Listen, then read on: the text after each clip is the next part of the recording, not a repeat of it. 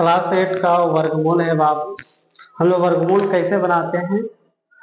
तो एक वर्गमूल को हमेशा दो विधि से बनाया जाता है, एक भाग विधि से और दूसरा अभाज्य गुणनखंड विधि से। तो आज हम लोग सीख रहे हैं बाबू अभाज्य गुणनखंड विधि से। तो क्वेश्चन में लिखा भी है अभाज्य गुणनखंड विधि से वर्गमूल ज्ञात कीजिए। कितना क्वेश्चन दिया हुआ है? 3 क्वेश्चन दिया हुआ है, तीनों को अभाज्य गुणनखंड विधि से बनाना है बाबू। तो सबसे पहले तो हम लोग जानेंगे कि अभाज्य गुणनखंड क्या होता है बाबू।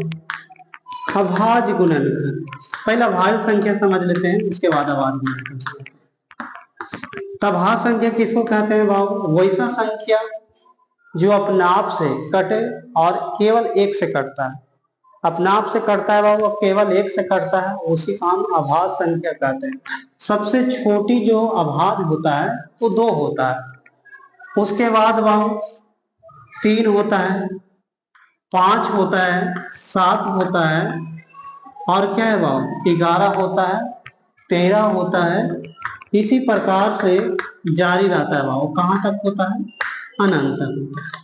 क्लियर?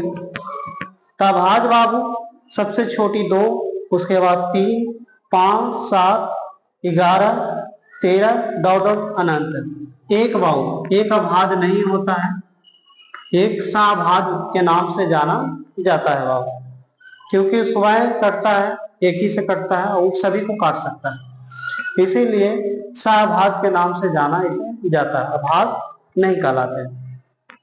अब इसमें पढ़ना है जो अभाज्य गुणनखंड का बोल रहा है बाबू। तो अभाज्य गुणनखंड, गुणनखंड तो अभाज्य का मतलब अभाज्य संख्या होगा बाबू, जितना भी है अभाज्य संख्या। और गुणनखंड का क्या होता है बाबू? इसको हम 2 भागों में तोड़ेंगे, गुणन प्लस खंड। खंड तो गुणन का मतलब होता है गुणा करना, और खंड का मतलब कुछ होता है बाबू करना। खंड का मतलब होता है टुकड़ा, टुकड़ा। तो कोई भी संख्या को अभाज्य के रूप में खंड करना और बीच में कोची का चिन्ह देना बाबू, तो गुणा को चिन्ह देना, इसी का पूरा नाम है अभाज्य गुणनखंड। समझ में आ रहा है बात को? तो हम लोग 64 को बनावेंगे बाबू, सॉल्व करते हैं। तो 64, तो अंडर रूट 64 है।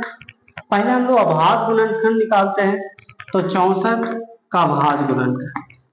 तो सबसे छोटी इसमें अभाज्य कौन होता है बाबू? 2 से। जब 2 से नहीं लगेगा तो हम 3 से लगाए। 3 से अगर नहीं विभाजित हो रहा है तो 5 से विभाजित करेंगे, 5 से विभाजित नहीं हो रहा है तो 7 से करेंगे, 7 से विभाजित नहीं हो रहा है तो 11 से करेंगे। उसी प्रकार से हम अनंत तक होता है अभाज्य संख्या। तो क्या है, सबसे पहले 2 से लगाएंगे, 2 से कट जा रहा है, भागा दोगे तो कट जाएगा, तो कितना मतलब कटेगा? 32 मतलब। फिर 2 से लगाओगे तो कितना हो जाएगा बाबू? 16। फिर 2 से लगाओगे 8। उसी प्रकार क्या है बाबू, और लगेगा 2 से। अभी 2 से लग रहा है बाबू, तो 2 लगाओगे तो यहाँ पर क्या हो जाएगा? 4। फिर 2 से लगाओगे तो क्या हो जाएगा? 2 हो जाएगा। फिर 2 से लगाएंगे 1 हो जाएगा। 2 से लगाएं तो इसका आधा 32 आया। फिर 2 से लगाएं तो इसका आधा 16 आया। फिर 2 से लगाएं 8 आया। फिर 2 से लगाएं 4 आया, और 2 से फिर लगाएं तो 2 आया, और 2 से लगाएं तो 1 आया। इसको कितने खंडों में टूट गया है बाबू? ये सारा अभाज्य का पार्ट्स है, देख सकते हैं। तो 6 खंडों में टूट गया, 1 2 3 4 5 6 खंडों में।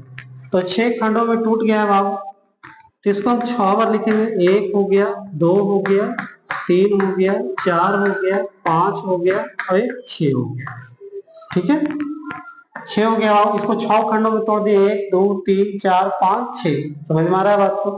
अब देखो बाबू, इसका कह रहा वर्ग मूल ज्ञात है, तो वर्ग मूल समझते हैं। वर्ग मूल, तो वर्गमूल निकालने के लिए क्या होता है? वर्ग का मतलब होता है 2 पावर, 2 घात। इसी संख्या पर 2 घात, तो 2 गो पर ही एगो बाहर निकालना है बाबू। 2 गो पर ये जो चिन्ह है ये वर्गमूल का चिन्ह है।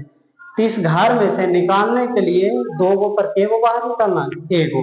तो जोड़ी लगाएंगे, जोड़ी पर एगो निकलेगा, सेम जोड़ी होना चाहिए। तो 2 गो पर एगो निकलेगा बाबू, तो क्या हो जाएगा? 2 है तो 2 पर एगो निकलेगा, बीच में कोची का चिन्ह बाबू गुणा का पहले ही बताएं। फिर यहाँ पर 2 पर एगो निकलेगा बाबू, तो यहाँ गुणा का। अब इसको गुणा कर देंगे, क्योंकि गुणा के चिन्ह तो गुणा करेंगे। 2 दूनी 4, 4 दूनी 8 हो गया। ये हो गया इसका आंसर।